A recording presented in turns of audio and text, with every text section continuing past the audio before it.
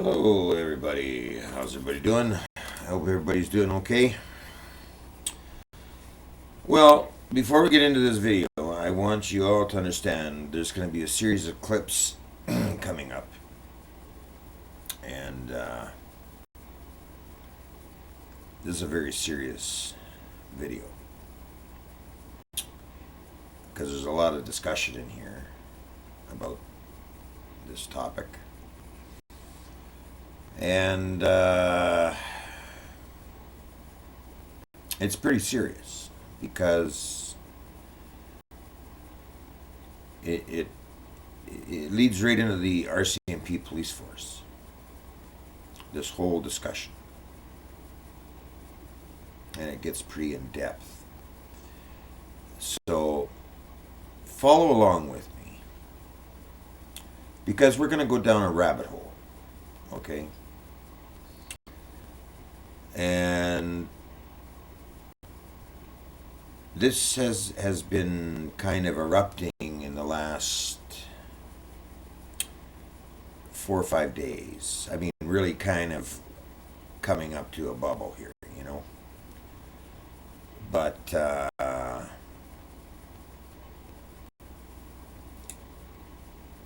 what started, I guess, where we start with in this is that Jody Emery and Mark Emery, the Prince and Princess of Pot, okay, get busted, and their stores are getting busted, and the raids are going on,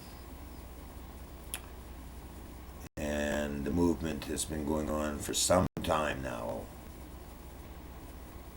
you know, screaming for legalization. And then I find out just lately that an RCMP officer was treating his, I forget what you call it, whatever, it'll come out anyway in the clips, for his depression, was prescribed marijuana as a medicine. And this gets really good. I mean, this gets really in depth, this video. That's why we're going to go to a series of clips so that you can get the full view of what I'm getting, okay? And I think basically what I'm going to try and do is get you to be a little more aware of what's going on in this, okay? And hopefully, you know, we'll be able to get together on a common goal about this topic and put a lot of stuff to rest. But I mean, at the same time, become very aware of what the government here is doing, okay, in Canada, because it's a big problem, and I think it's bigger than you or I know, because it's like a freight train. It's like a, you know, an ongoing problem, and it's been going on for years and years and years, and then the other side of the situation is, well, we'll leave that to the rest of the video. So stay with me through the whole video. You're going to see a series of clips. Some are, you know, I mean, they're not going to be short, but they are going to be clips, and I'm not, you know. But stick with me till the end, because we have got a big discussion here coming up, and people's lives are at stake in this. That's how serious this is. Okay, human beings are not cattle. All right, and it seems to be that the Canadian government or governments are kind of like treating us like some kind of cattle, or I mean some kind of commodity or something, you know, because reality here, it's getting hard to figure out where the reality is here in all of this, okay? And that's why this is a very important video, so that you get an understanding. So, bear with me. And I think you're gonna, I hope, learn something. RCMP did provide treatment for PTSD, and I thank the RCMP for that. But Francis says he didn't find the treatment that helpful, so he went to his own physician, who earlier this month gave him a prescription for 3 grams of marijuana a day, about 9 to 15 joints. The treatment works very well, keeps me very on a level, allows me to concentrate, so it works very well for me. The RCMP says it's okay with an officer using medical marijuana while on duty, but it reserves the right to limit an officer's functions, such as driving a car or carrying a gun.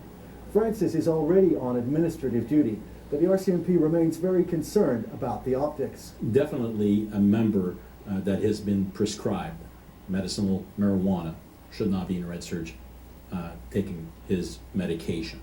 It would not be advisable for that member. It would not portray the right message to the general public. It's definitely not something that we would support or condone. But as this home video shows, it is something that Francis has done. There is no policy that prevents me as a member of the Royal Canadian Mounted Police from smoking marijuana. I do have the legal right to smoke it in my red surge. That is not a conduct that is becoming a person who wears that uniform while he's in uniform. While he's on duty, he should not be doing that. Tonight, the RCMP moved to make sure it wouldn't happen again. Officers visited Francis at home in New Brunswick and took away his uniforms. It was hard. You know, I broke down crying. I was in a ball, and my sister had to come down and console me. The Mounties missed the one uniform that the RCMP wanted most. Francis's iconic red surge was at his girlfriend's house, but he's been ordered in writing to hand it in by noon tomorrow. Evan Dyer, CBC News. So, this cop, this happened a few years ago. It wasn't very long ago. And this cop committed suicide. Ended up committing suicide over all of this. The RCMP took away his dignity, took away his everything. I mean, the guy, I mean, you know, it's like a kick in the head. I mean, you know, over somebody wanting to take their medicine. And the government and the RCMP and all politicians and all that are kind of like blowing this all out of proportion as far as marijuana is concerned. Like it's some kind of a recreational thing that there's no municipal purposes to it. It's just like alcohol. It's like, you know, and that's not it at all. That's not it at all. That's not what's happening when you smoke a joint. This is all like a stereo thing come up from the movies and so on, that, oh, you're high. You know, that you're all bent out of shape, can't function. That's further from the truth. They literally went in, and because this guy had a bit of an illness, a mental illness, didn't mean to say that he was not able to function, just that he wanted to use marijuana, or was prescribed marijuana, but, you know, for his PSD. Now, let's go to this clip. It's a very important clip. Because we're gonna, I'll show you the medical side to this from doctors. I'm a reproductive endocrinologist in private practice at the Wisconsin Fertility Institute here in Middleton. I'm the president and CEO of the organization. And just to show you that I'm not a fringe physician, I was in academic medicine for over 25 years. I was director of reproductive endocrinology at Yale University. I was also the co-chair, the vice chair of University of Wisconsin, Department of OBGYN for a number of years. And my area of expertise is evidence-based medicine, that is using science effectively to treat medical problems. And what I want to discuss today is the issue of medicinal cannabinoids in three ways. First, I want to discuss the data and the evidence surrounding its use. Secondly, I want to discuss anecdotal experience with my patients who suffer from chronic pelvic pain. And thirdly, I want to talk a little bit about my own experience with cancer and chemotherapy. First, the facts. Cannabis and its related compounds are currently classified as Schedule I drugs by the DEA. If you're not familiar with the DEA's classification, it has Schedules 1 through 5, 1 being the most dangerous, 5 being stuff that's totally unregulated over the counter. Right now, cannabis is classified as Schedule 1 along with heroin. By contrast, cocaine and methamphetamines are Schedule 2. That is, a doctor can prescribe them. They can't prescribe Category 1 drugs. Valium is Schedule 3. Codeine-containing analgesics are Schedule 5, the most lenient classification. Why was cannabis classified as Schedule 1? Well, if you look back through history, the reasoning for the original classification was that it was a drug with a high potential for abuse, it has no currently accepted medical use, and there's a lack of accepted safety when used under medical supervision. That was the reasoning that was used. Today, none of those arguments hold water. A look at the facts now show that cannabis is one of the most thoroughly investigated medications in history. There have been over 22,000 published articles on cannabis, more than half of them within the last 10 years. Over 200 studies have been conducted as randomized controlled trials, which is the gold standard that we use for looking at medications and their efficacy. Thus, it's been well studied. There's no question about it. As for safety, it has a remarkable safety record compared to other drugs for pain and nausea control. And the fact is, marijuana cannot produce a medical overdose. You cannot have a fatal overdose from marijuana. I'll repeat that. In a review from 1966 to 2007, looking at all the published articles, all the studies that were done, there were no fatalities, and there was no serious side effect difference between cannabis and placebo, fake pills. So in fact, this is an incredibly safe drug. That's not to say that it's harmless. Certainly there are vulnerable populations in which the drug poses a problem, such as in adolescents, pregnant women, nursing mothers, patients with a history of psychiatric illness, stroke, and heart disease. These patients are potentially vulnerable to side effects of the drug. Nevertheless, it's far safer than the drugs currently utilized for similar symptoms. It's now been shown that in states that allow the use of medical marijuana that there's a 25% lower prescription opioid mortality rate from overdose. 25%. There's a 20% decrease in the first year, 25% after 2 years, and at 5 years plus, over 33% decrease in the rate of overdose from medicinal opioids. In Wisconsin in 2014, there were 392 prescription opioid overdose deaths. Thus, about 100 Wisconsinites could be saved from prescription opioid overdose annually by legalizing this drug. Okay, so you're getting it from the horse's mouth, okay? I mean, there's lots of doctors like that. Lots of medical proof like that, okay? That this is not a harmful drug.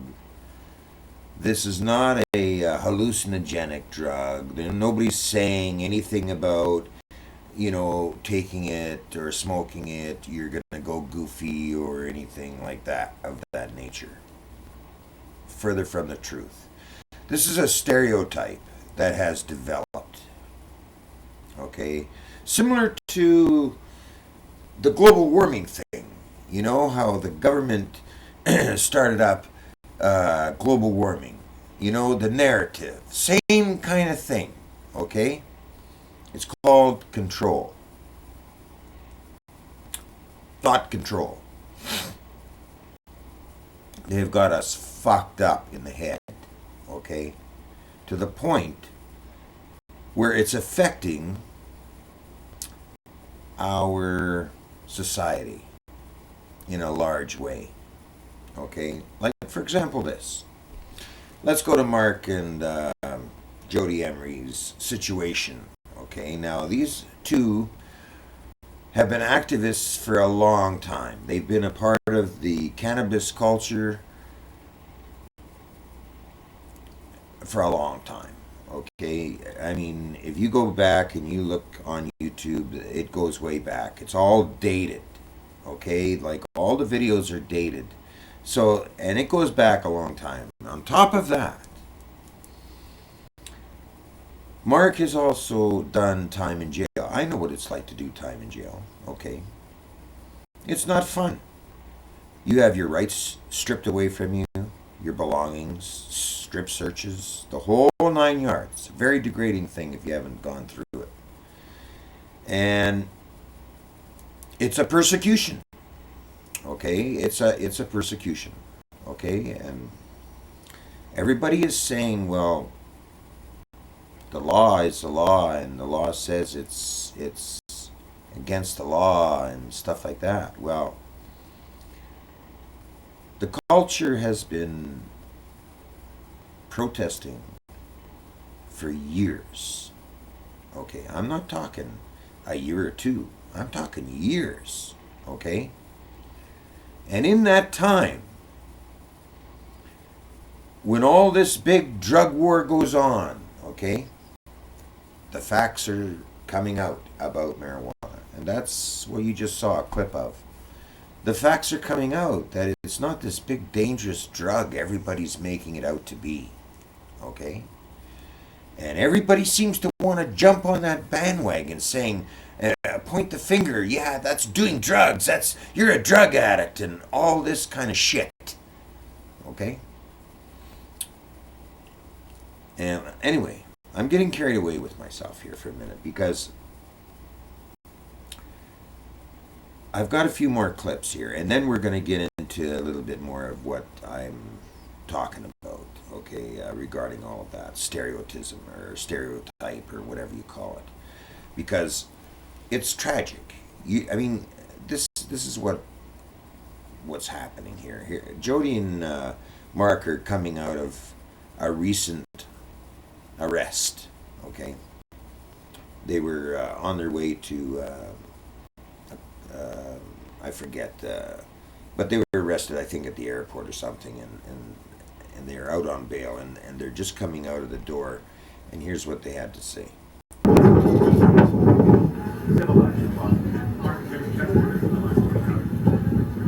is my first time being arrested and detained and forced to strip naked in a very degrading fashion. It's deeply disturbing and appalling that as legalization is coming in Canada, the people who literally made it possible, running for office, campaigning in the streets, protesting, we've been on the front lines of legalization advocacy for 20 plus years for Mark Emery, 13 years for myself. It is wrong and unjust that the police and the drug squad are forcing us to be stripped, literally, of everything we built. The fact that we are no longer allowed to be associated with our magazine, with our media, with our activism, with our businesses. We're being forced to lose it all, while the drug squad shuts down many peaceful people's businesses.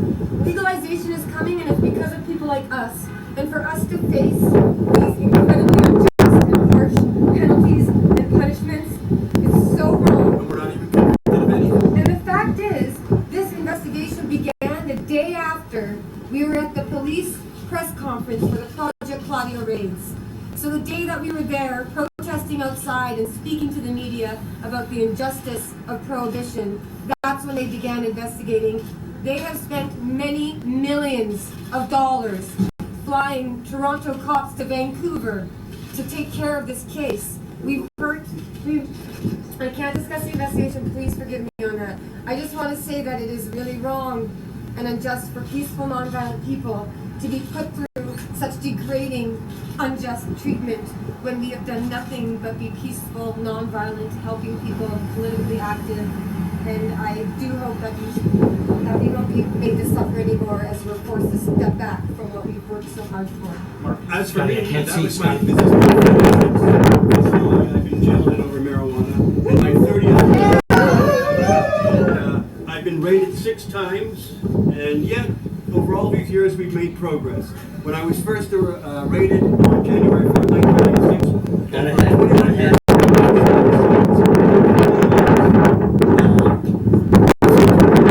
everywhere, lounges are everywhere, dispensaries are everywhere, and I think we can take a great deal of credit, Jody and I, for the fact that legalization is even being discussed in this country. It didn't exist. The discussion was nowhere to be found back in the day when I first started, way back in 1994. It is a shame that we can no longer even associate with our magazine or with our businesses the things we have worked for decades to put together, that Canadians have adored and appreciated. And like I say, we're not even convicted of anything. That's our bail condition. So I give it to you, ladies and gentlemen. At what cost? At what cost are we putting people through over a harmless plant? I mean, a plant actually that is medically beneficial to us all, if we could understand the thing. But no, government has stepped in there quite heavily to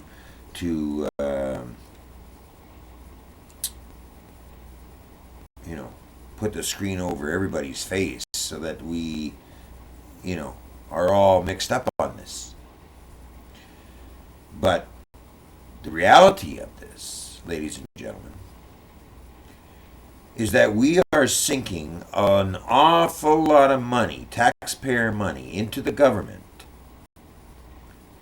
supporting their bullshit, okay, of running people through the court system and running them in front of, all these lawyers that want to grab their money. And then the end result is people are doing an awful lot of time, and it's costing money for that, and on goes the lists. So I ask you, who's really fucking who? Okay? And that's why I need you to get on the bandwagon with me and stay in touch with the channel. Subscribe and sign the petitions. Get involved. Get into the comments. Because this is just beginning. This is a big thing, okay, in Canada. And it's a big stereotype that have pushed around the cannabis culture people, okay, and they're being persecuted for nothing, okay? They're not out there causing all kinds of accidents as if it's a big impairment thing as far as driving, because it's not an impairment, okay? But they want you to believe that it's an impairment, right down to that police officer, okay? They're going to stick his life on the line as a casualty in this and say it's taboo, and everything that gentleman worked for as far as being a police officer was stripped away from him. And yes, it was regarding marijuana. One of his commanders said that the issue wasn't over him and marijuana. I mean, I'll come up with that in another clip, but we're already just about 25 in here. So, ladies and gentlemen, do subscribe to the channel. Let's get this movement rolling, okay? Because if we don't, and we sit on the sidelines and do nothing, then we're just as guilty as the stereotype, because we've got to stop this injustice in our society in all its forms, okay? And I'll be getting into those other forms in other videos. But I hope you can understand, or start to understand, what's going on here. You're being lied to. And that's the point. And people's lives depend on this facade of the drug war to come to an end and be dealt with in more of a realistic fashion so that it can save lives and do more beneficial things than non-beneficial things. So I urge you to get in tune with the channel, spread this around, and thanks for watching. I'm just getting the word out. Till next time.